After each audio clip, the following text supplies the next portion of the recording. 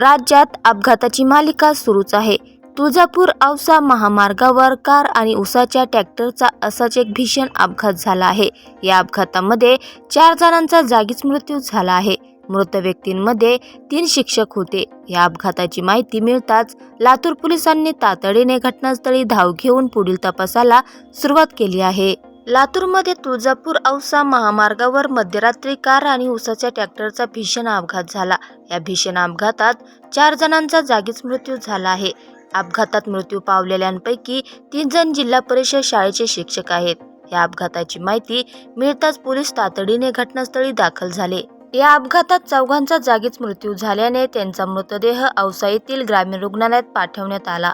मेहबूब मुनरवान पठाण, जयप्रकाश मोतीराम बिराजदार, संजय बाबूराव रणदिवे तर चालक राजेश जाब, नन्नू बागवान अशी अपघातामध्ये मृत पावलेल्या व्यक्तींची नावे आहेत.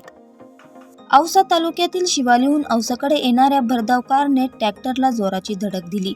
शुक्रवारी मध्यरात्री 12 वाजता औसाजवळील साईप्रसाद हॉटेलसमोर हा भीषण अपघात झाला.